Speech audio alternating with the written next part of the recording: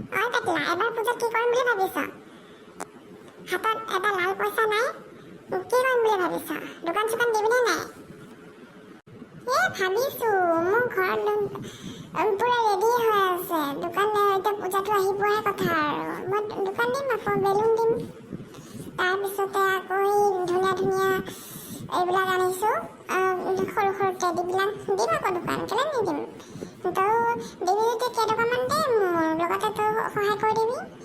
আগতে আৰু সেই যোৱা বুলি তহঁতে কাজিয়া লগা নাছিলে জানো মোৰ লগত? সেইকাৰণে তোক এবাৰ একো কোৱা নাই, মই অকলে দিম বুলি ভাবিছো। আকৌ বেলুন আৰু টেডিয়ে দিবি নেকি?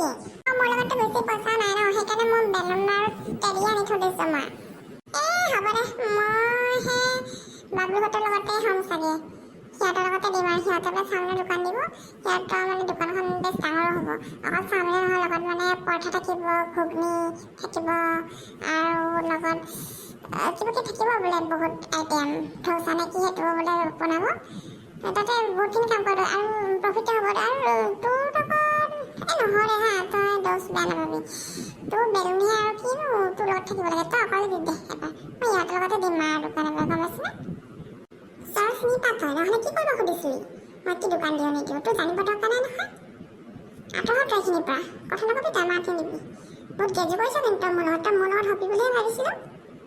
এতিয়া বাবলুহঁতকহে লগা হ'ল। যা তই ইয়াৰ পৰা যা, মোৰ লগত তই কথাই নকবি, গম পাইছনে?